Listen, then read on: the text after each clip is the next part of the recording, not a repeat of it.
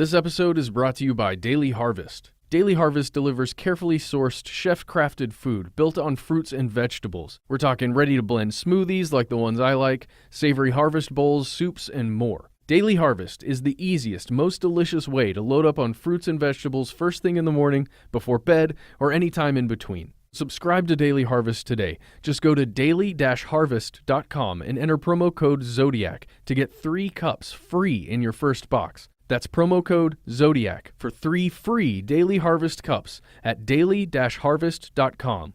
daily-harvest.com. The views and opinions expressed in this podcast are solely those of the podcast author or individuals participating in the podcast and do not necessarily represent those of iHeartMedia, How Stuff Works, or its employees.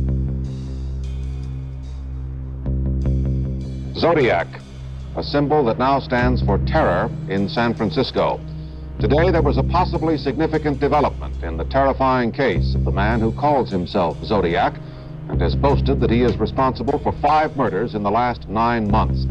In Zodiac's latest letter last week, he threatened to make a busload of school children his next victims. Since then, school buses have been discreetly guarded and parents' fears have openly risen. This morning, the people of San Francisco, during a television conversation program with attorney Melvin Belli, heard a man who claimed to be Zodiac talking on the air. A man in a mask robbed, tied, and stabbed them, leaving them for dead. Subject stated, I want to report a murder. No, a double murder. I did it. A man who wore a medieval-style executioner's hood, carried a knife and gun, and intended to use them. They haven't arrested me because they can't prove a thing. I'm not the damn Zodiac. Who is the Zodiac, and where is he?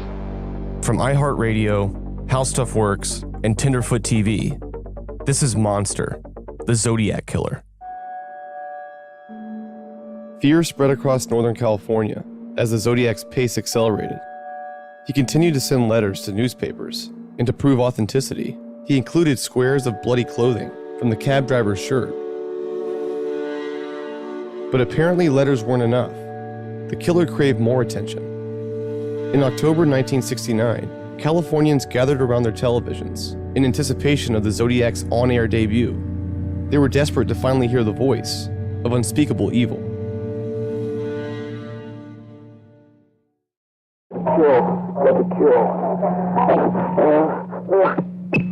That was the voice of a man who called himself the Zodiac Killer. He's talking to attorney Melvin Belli by phone on a television conversation show. This bizarre situation began at 2 o'clock this morning when the so-called Zodiac telephoned police headquarters. He said he was sick, he needed help, and he wanted to talk to attorney Melvin Belli on television. The Oakland Police Department contacted Belli that night. Belli was a well-known celebrity lawyer whose clients included the Rolling Stones and Muhammad Ali. With only hours' notice, Belli came on the Jim Dunbar Show to speak with the Zodiac, live on TV. All the scheduled guests were canceled. Belli waited for Zodiac to call on the private line. The phone was not tapped. The killer telephoned 12 times. He spoke very little, with attorney Belli trying to draw him out. Maybe he's afraid of being beaten up or something like that now. Now, why don't we just ask Sam to tell us a little bit more about what he's feeling right now? Tell us about your feelings, Sam. You know, just tell us anything you want to. And then we'll come back and I'll give you a specific answer to this question when you're going to the gas chamber. Talk to us. Just tell us what's going on inside you right now, Sam, please. I have headache. Right. How long have you had those headaches, Sam? In a long time? Since I killed a kid. If it all boils down to the question of you're giving yourself up, if you could be assured that you wouldn't get capital punishment for myself. I don't want to give myself up. Huh? I want to kill those kids.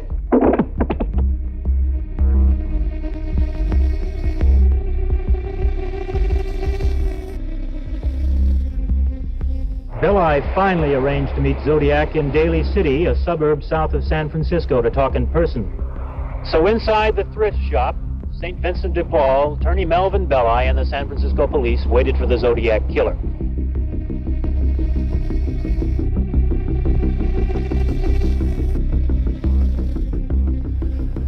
We were told that he would meet us at the St. Vincent de Paul Society lofts on Mission Street in Daly City. We waited about, I guess, over an hour, and no evidence that he was there. So, yeah. Is there anything more to add this afternoon that leads you to believe that the man who called indeed might have been the legitimate Zodiac killer? Well, again, my opinion on a dime will buy you half a cup of coffee. I don't really know. The only thing I can conclude, as I'm sure anyone listening might have concluded, is it sounded like a fellow who does have a pretty serious problem and is pretty seriously disturbed. Whether it's Zodiac, I don't know.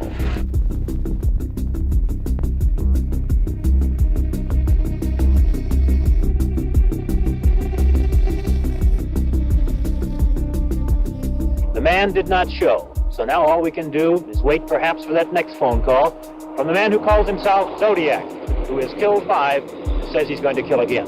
Dick Shoemaker, ABC News, San Francisco. We'll be back with more news in a moment. Police brought in the witnesses who had heard the Zodiac speak. Brian Hartnell, the survivor from the Lake Berryessa stabbing, and 2 phone operators who had heard the Zodiac's calls. No one knew whether it was the real Zodiac. The Zodiac had now killed 5 people, and his attacks seemed to be accelerating. Half a year separated the first 2 shootings. Then, only 3 months later, was the Lake Berryessa attack. And then, just 2 weeks after that, the Zodiac shot cab driver Paul Stein in San Francisco.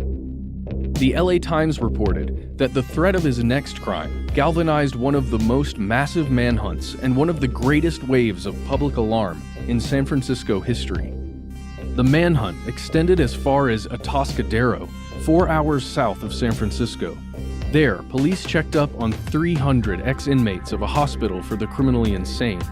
But despite this intensive search, the case went cold. Until 2 months later, when Melvin Belli, the famous attorney you heard earlier, received a strange letter. The Zodiac had sent a letter directly to Belli's home, with a piece of the cab driver's bloody shirt to prove its authenticity. Dear Melvin, this is the Zodiac speaking. I wish you a happy Christmas. The one thing I ask of you is this. Please help me. I cannot reach out for help because of this thing in me won't let me. I am finding it extremely difficult to hold it in check. I'm afraid I will lose control again and take my 9th and possibly 10th victim. Please help me. I am drowning.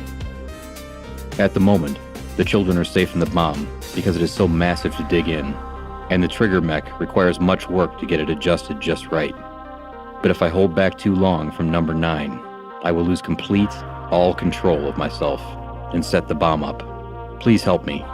I cannot remain in control for much longer. Signed, Zodiac. It seemed like maybe the Zodiac really was reaching out to the lawyer to get help, but the letter also had his usual threats. He mentioned the bus bombs and was now claiming 8 victims. The Zodiac had included specific details about his first 5 murders in his letters. But then he said he would start to disguise his killings, making them look like routine robberies, killings of anger, or accidents. Because of this, police were unsure which recent murders might be the Zodiac's. After attorney Melvin Belli received the Zodiac's letter, he published a response in the San Francisco Chronicle. He said he was willing to meet the killer anytime, any place. Belli said, "If you want to meet with me alone, I will come alone." He continued, "I believe he wants to stop killing. He knows eventually he will get apprehended, and that unless he gets proper legal representation, he will most probably be sentenced to die in the gas chamber." Belli was next contacted by telephone. While Belli was out, a man claiming to be the Zodiac called and asked to speak with him. Belli alerted the FBI and the San Francisco Police Department. They tapped his phone so they could trace future calls. And again, they waited, hoping the Zodiac would call back.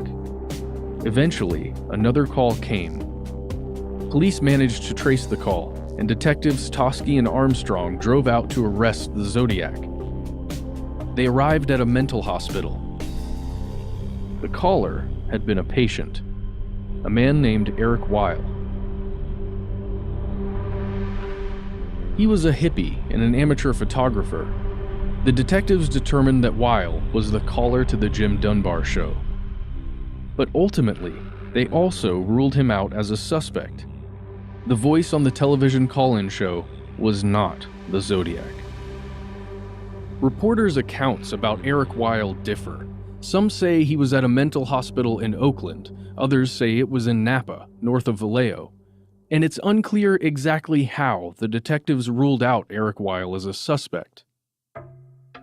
But serial killer expert Eric Hickey told us that while there's obviously something wrong with them, it's rare for serial killers to be mentally ill. Serial killers definitely have mental disorders, but they don't have mental illness. When you talk about mental illness, we're talking about people who they hear voices, they hallucinate, they're schizophrenic, they're psychotic. That's mental illness. We treat people for that. We give them medications for it. But then there's another group of people who have mental disorder, like serial killers. 97% of them are clear thinking, but they're narcissistic. They're antisocial. They have those kinds of issues going on with them. But they know right from wrong.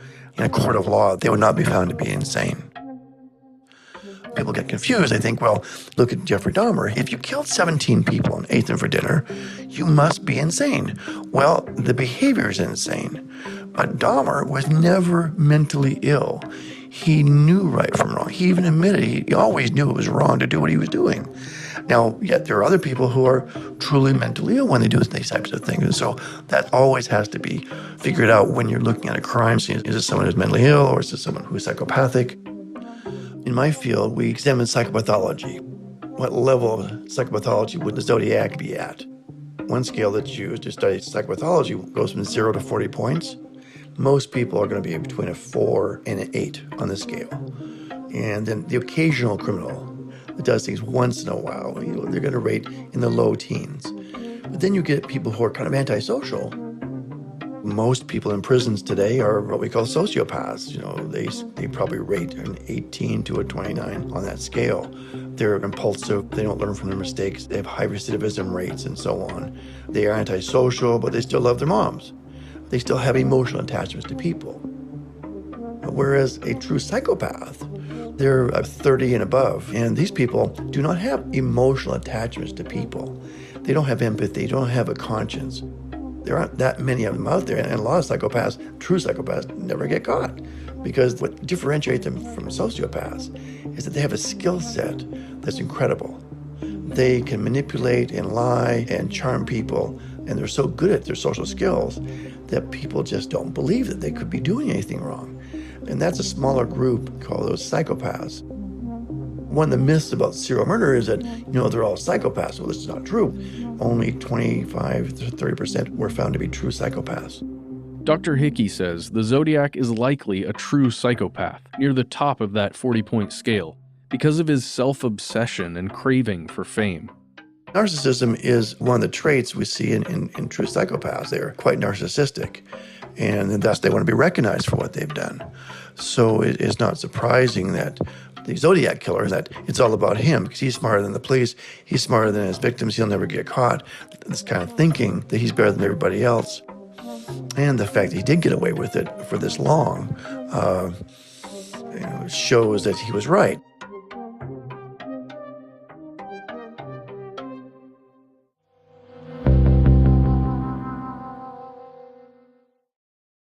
Brushing your teeth is probably the least risky thing you can do. Or is it? Part of that depends on your electric toothbrush, and many of those have excess power that feel like a jackhammer on your gums. That's why I use Quip. Quip was designed with dentists to give your whole mouth a safe and effective clean. Quip has sensitive sonic vibrations, just the right amount of vibrations for a proper clean that won't kill your sensitive gums. Some people tend to brush too hard, and some electric toothbrushes are just too abrasive. Up to 90% of us don't brush for a full 2 minutes, and some of us don't clean evenly. That's why Quip has built-in 2-minute timer pulses, which pulse every 30 seconds to take the mystery out of how long you should brush and when to switch sides. I love Quip because it's compact, simple, and effective, and also why over 1 million happy, healthy mouths do too. Quip starts at just $25, and right now, if you go to getquip.com/Zodiac, you'll get your first refill pack for free with a Quip electric toothbrush. That's right, your first refill pack for free at getquip.com/Zodiac.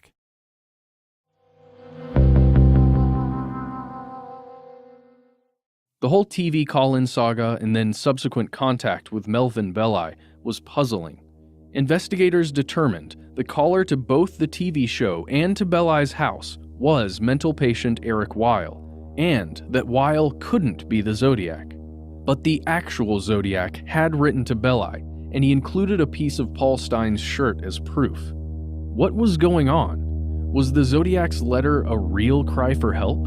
Had the Zodiac set up the TV call-in, but then Eric Weil interrupted it? Or had Weil set up the call-in, and then the Zodiac wrote to Belli to try and stir up more media attention? The timing of this letter to Belli was interesting. It was mailed the day after another California killer's face was plastered on the cover of Life magazine. December 19th, 1969, Life magazine. The strange story of Charlie Manson and his brood of nubile flower children charged with murder. Life in a sex and drug-devoted communal family that lived on the far edge of society under the absolute, almost mystical domination of Charles Manson. Manson gave the orders, and the family carried them out. Charlie Manson so disturbed the American millions last week when he was charged with sending 4 docile girls and a hairy male acolyte off to slaughter strangers in 2 Los Angeles houses last August. What failure of the human condition could produce a Charles Manson? What possible aspects of such a creature's example could induce sweet-faced young women to acts of such numbing cruelty? The Manson story was a media sensation.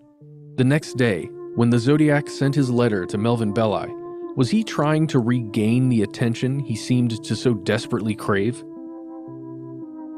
The Manson trial and its press coverage stretched on for months, and America was repeatedly shocked by new revelations about the Manson family. But the Zodiac wasn't willing to give up his place on the front page. If you pay attention to when the Zodiac sent his letters, it seems as if, for every article published about Manson, the Zodiac responded within days with a new letter, taunting police with an ever-increasing kill count and demanding the press give him the coverage he felt he deserved. April 19th, 1970, San Francisco Examiner. Cult chief's pal guilty in killing. April 20th, 1970. This is the Zodiac speaking. Bousselet, 22, testified it was Manson who killed Hinman. The baby-faced defendant said Manson, leader of a nomadic hippie-style clan, sought $20,000 from Hinman. Charles pulled a sword from behind his leg and stabbed, Bousselet said. I hope you do not think that I was the one who wiped out that blue meanie with a bomb at the cop station, even though I talked about killing school children with one. It just wouldn't do to move in on someone else's territory. I've killed 10 people to date.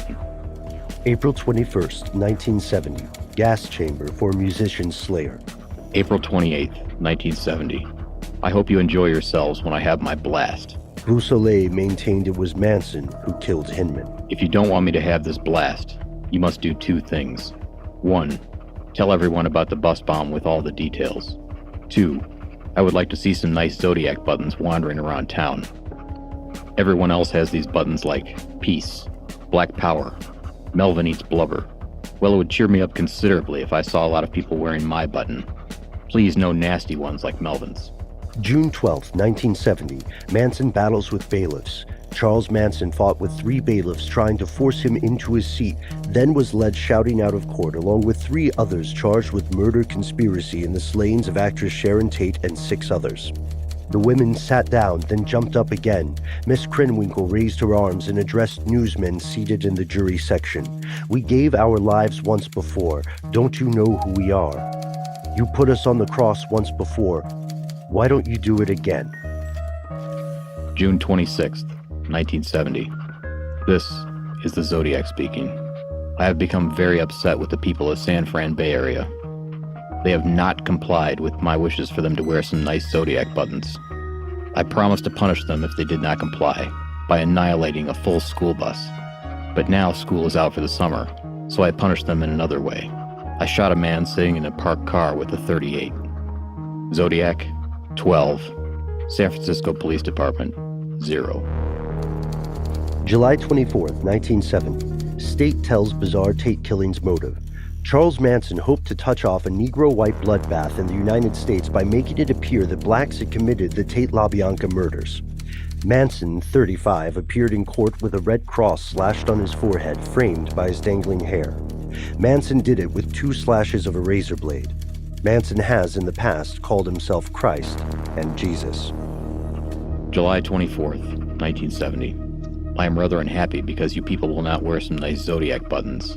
So I now have a little list, starting with a woman and her baby that I gave a rather interesting ride for a couple hours one evening a few months back.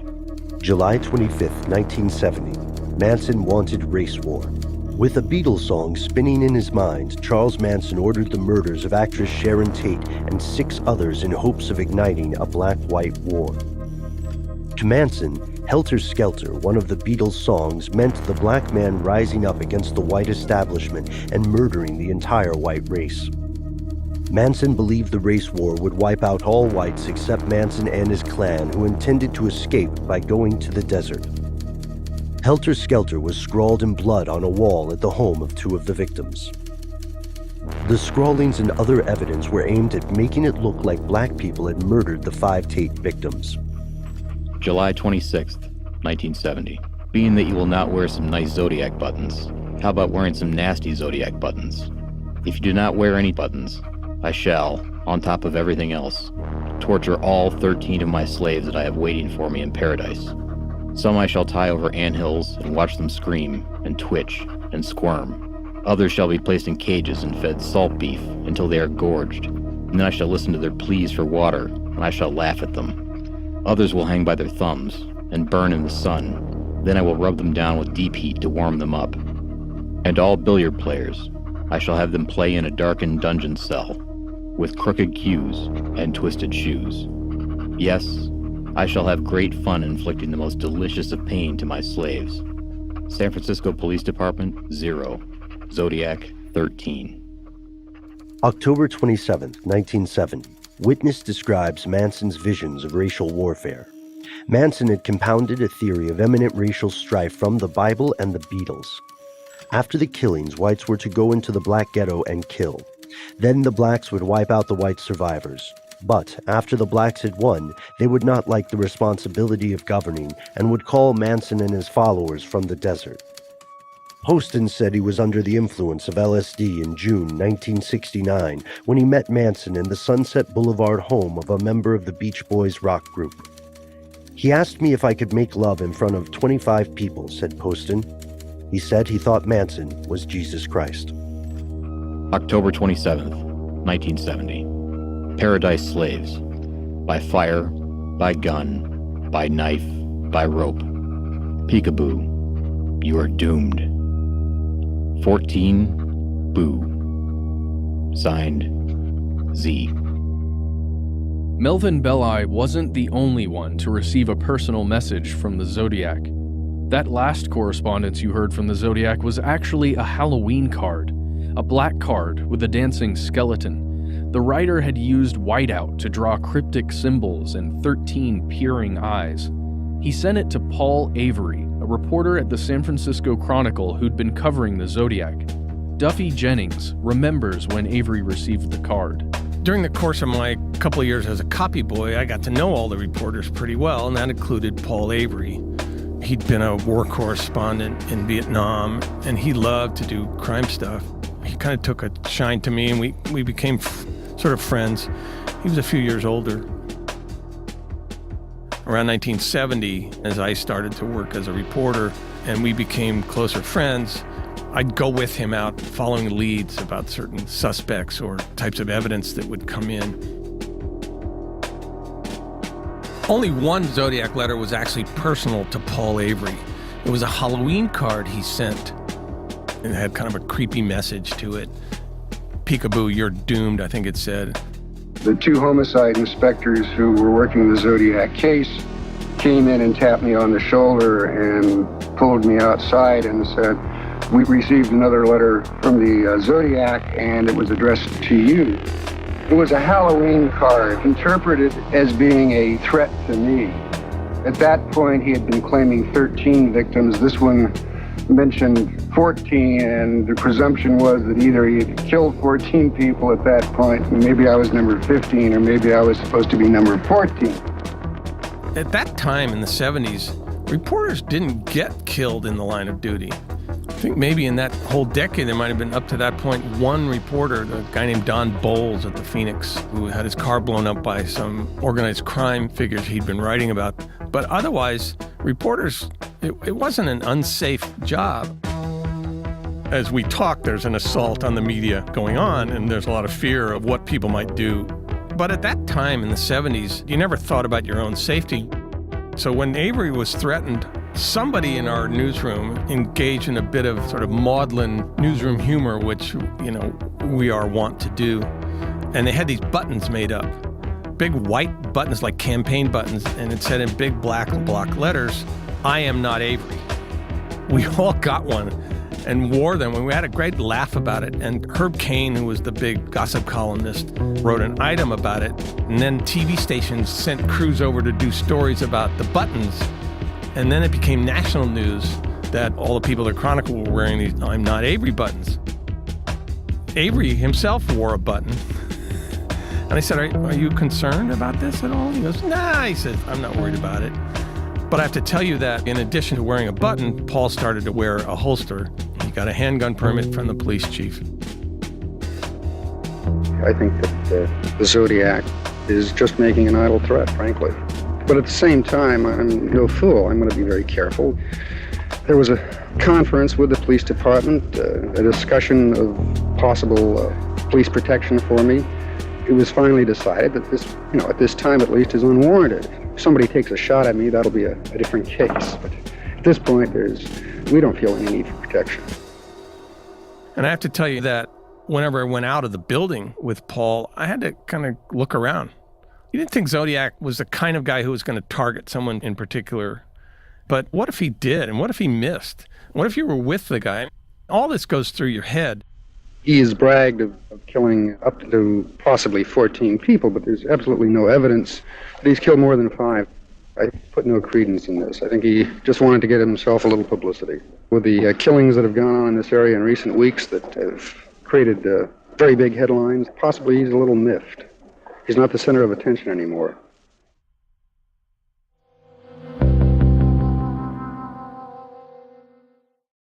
Could listening make you a better parent, a better leader, or even a better person? Could listening to motivating fitness programs get you fit?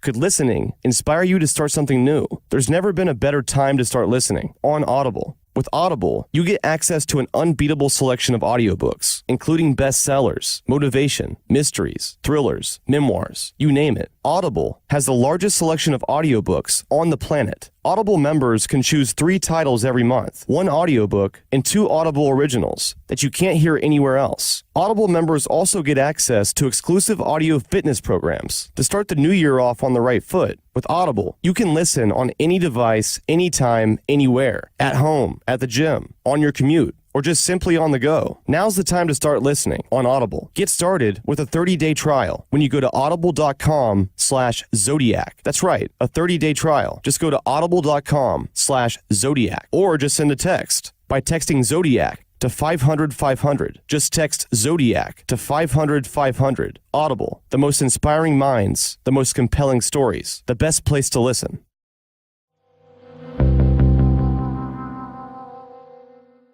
The Zodiac had been continuously bragging about new murders in the 11 letters and cards he sent in just over a year, but he'd stopped supplying any evidence. Had he made good on his threat to disguise his murders as routine killings? Or had he stopped killing altogether, and the letters were just for attention? We spoke to criminal psychologist James Fox about whether serial killers ever do just stop killing. I started studying multiple homicide, including serial murder, back in the early 1980s. Back then, people essentially believed that repeat killers were glassy-eyed lunatics, and we found actually that they were extraordinarily ordinary. And that was why they're so dangerous. If they looked and acted like the serial killers in the movies, like Jason or Freddy Krueger, we'd avoid them like the plague. But the fact that they blend in so well and have an outward appearance of being a nice guy, makes them extremely dangerous.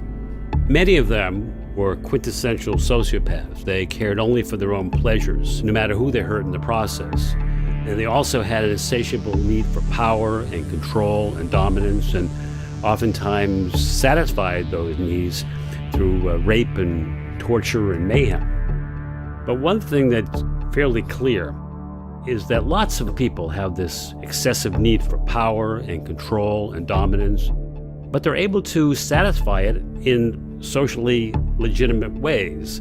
They may be a corporate executive who hires and fires and enjoys the idea of hurting other people through these firings. Or they may be a college professor who enjoys flunking a student and seeing them squirm. But the thing about serial killers is they don't have that ability. They don't have an outlet to satisfy their needs for power and dominance. To give it a good example, Dennis Rader, the BTK killer, always wanted to become a police officer, but wasn't able to make it onto the force. He started killing victims. But after many years, when he got a position as a compliance officer in his neighborhood, and he could give people citations if their grass was too long, gave him the authority that he always wanted to have, and then he stopped killing. He stopped killing because he had another way to satisfy that power he wanted over other people. Were the Zodiac's letters his outlet? Did manipulating the police and the media quench his desire for power and control? Here's Zodiac expert Michael Butterfield. The Zodiac went from being a nameless killer on a road at night to being a bizarre killer wearing a costume during daylight, to killing a cab driver in a populated area, to threatening school children, and then becoming a modern terrorist. After his last known murder, cab driver Paul Stein, the Zodiac wrote a lot of letters, but didn't appear to engage in any further attacks.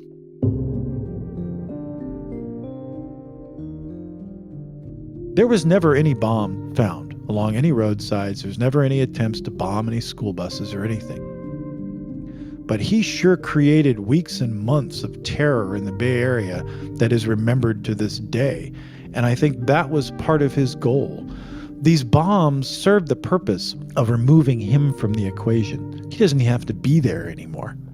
He knew that all he would have to do is draw a little bomb and mail it to a newspaper. And it would not only create instant terror, but it would be covered all over the place. Even though the Zodiac probably had stopped killing and was sitting at home just watching TV and reading the newspaper, you still feel scared of it. It has no resolution, no end, because you still think he's out there. He became someone who could be around any corner and in any shadow at any time. But the Zodiac was also sort of drowned out at times by other major crime stories.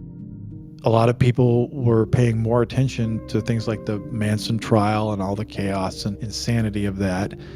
And then as the 60s came to an end and the 70s came around, that was the age of the serial killer. And I think the Zodiac was sort of overshadowed by all of this. And perhaps he sensed that in some way, that time had moved on, that America had become even more violent than he was and moved to another level. And maybe that's why he, in a sense, stepped away from it.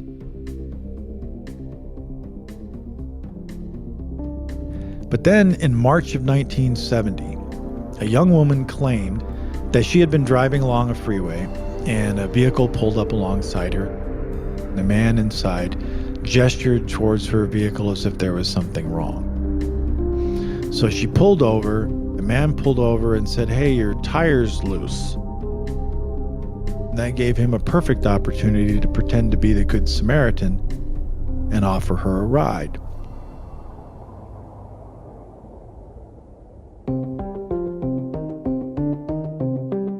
Next time on Monster, the Zodiac Killer. Investigators in Riverside were watching and saying, "This looks kind of familiar, and maybe these crimes are connected."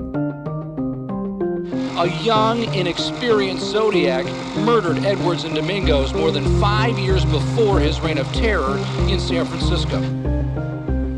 It said Bates had to die, there will be more, and right at the bottom is a Z.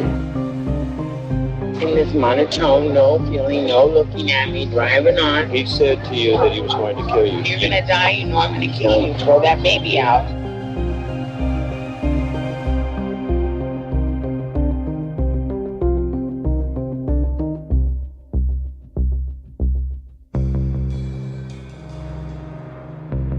Monster, the Zodiac Killer, is a 15-episode podcast produced by iHeartRadio, How Stuff Works, and Tenderfoot TV.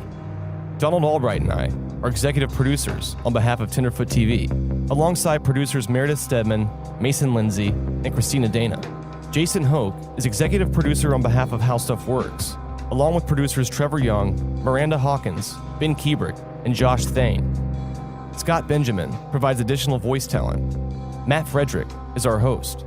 Original music is by Makeup and Vanity Set. If you haven't already, make sure to check out the first season of Monster, called Atlanta Monster, about the Atlanta child murders from the late 70s to the early 80s. Download the 10-episode season right now. Have questions or comments? Email us at monster@howstuffworks.com, or you can call us at 1-833-285-6667. Thanks for listening.